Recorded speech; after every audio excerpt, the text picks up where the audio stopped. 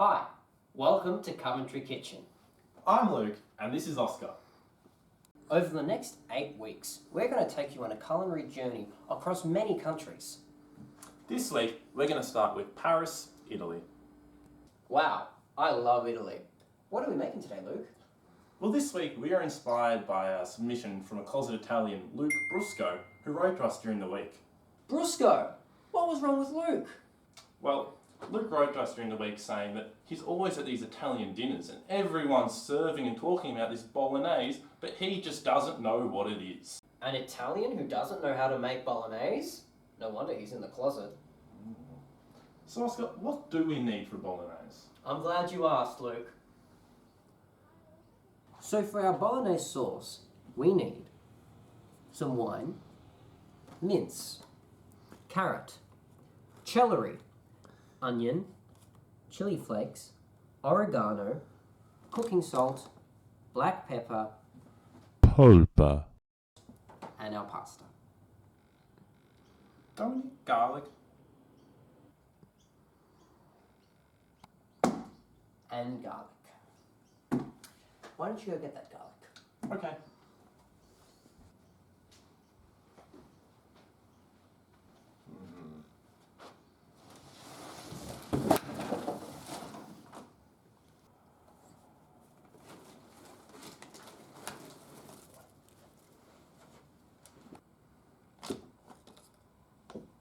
Well, Luke, the first step in making the perfect Bolognese is starting with a sofrito, and this is made of finely diced onion, carrot, and celery.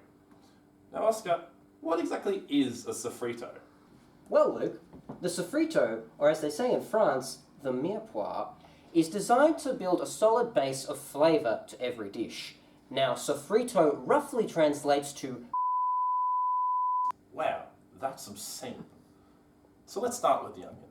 To start, I like to remove the base, then peel the onion. Now, don't worry if you cry a bit when you cut an onion. It can happen to anyone. Now that you've peeled your onion, cut in half. Now, separate the side, and what you want to do is make nice, small cuts along the onion. Now, when holding the onion, make sure to keep your fingers back. You don't want to do this. Just make lots of small cuts along the onion. This will make it much easier to dice. Remember, fingers back, and just go through dicing the onion nice and evenly. And that's how you cut an onion. And now finally dice the carrot and celery too.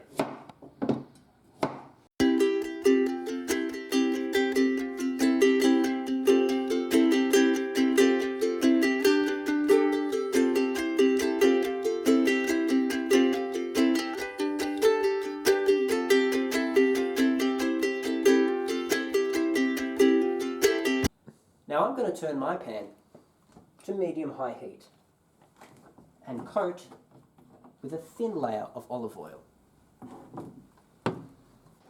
Thanks, Luke. Now that our oil's heated up, I'm going to add it to the pan.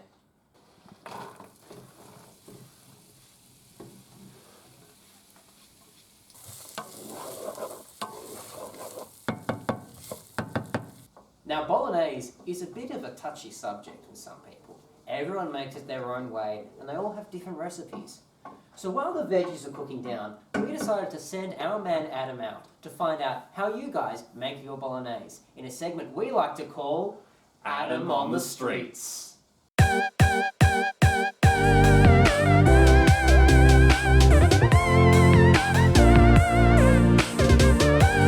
Hey guys, welcome to Adam on the Streets. Let's find out what you are putting in your Bolognese. Follow me.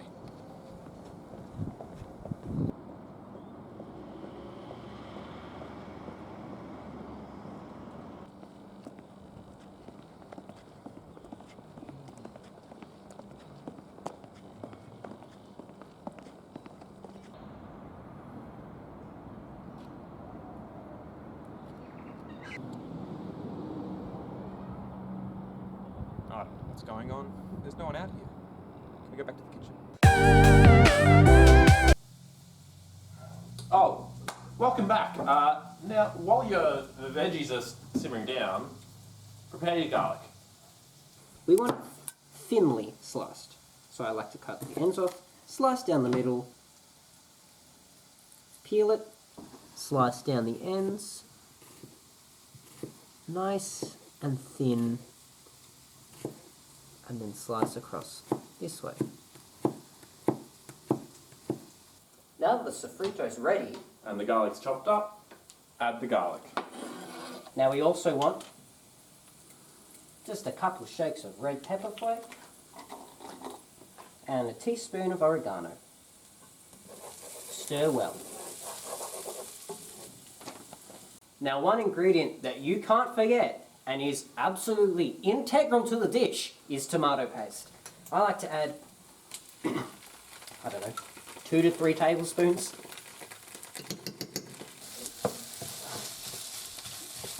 So now that we've added the tomato paste to the sofrito, what's next, Oscar? Well, now we have to add our mince. Now, I like to go for a good blend of pork and veal. Veal? What's that?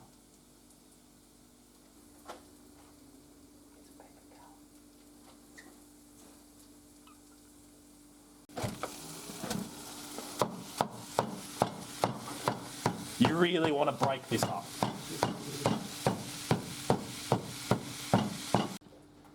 Now that the meat mix is looking nice and brown, you want to deglaze the pan with a nice dry red.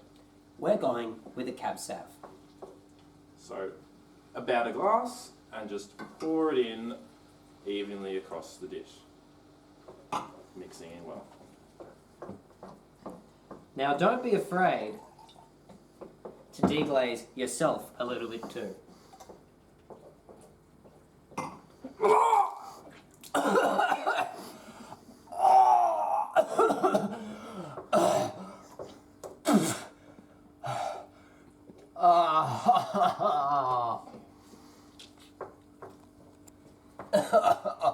Now that our red wine is reduced, time to add a nice big can of Pulpa.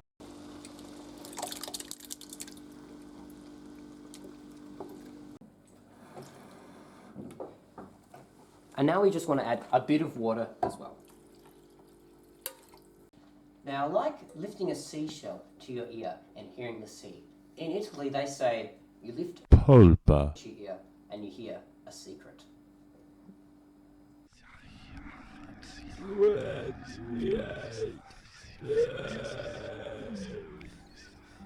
What did you hear, Oscar?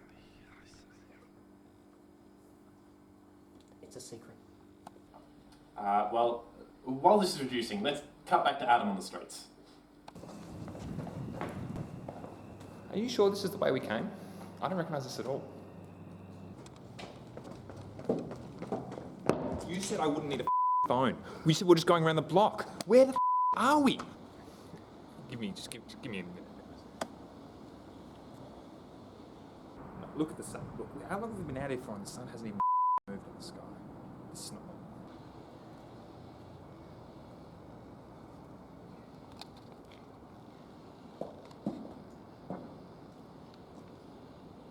Thanks, Adam. Sounds great.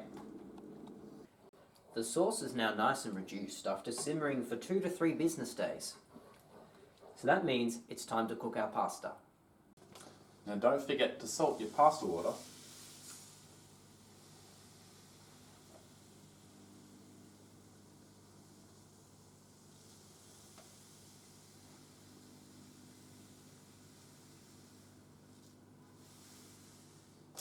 You don't want to put too much in though. And now add your boiling water just about past halfway.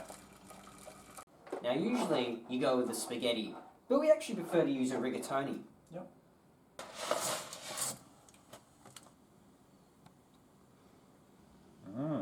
Yum. Now set your timer as per the instructions on the box, stirring the pasta occasionally.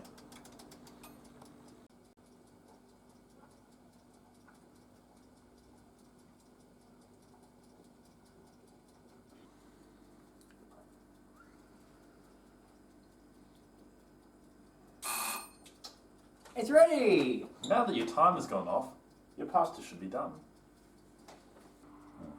Now you just want to strain your pasta, but be careful of the boiling water.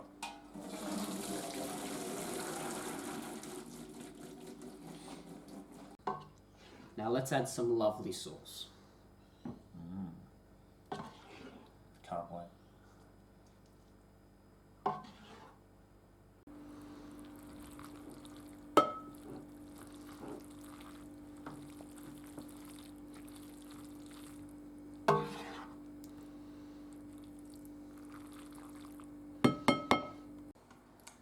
Here we go. Time for my favourite part. Please, you go first.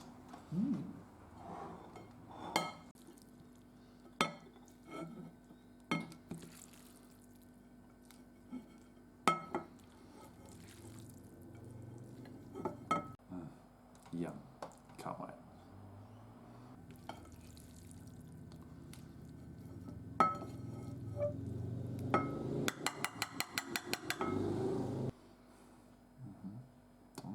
Okay, big bowl, big bowl.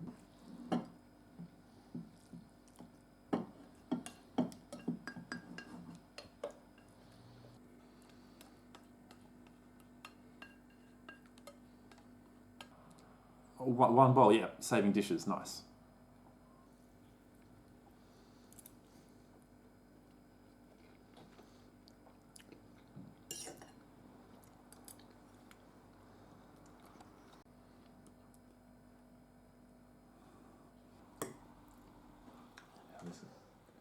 It's pretty good.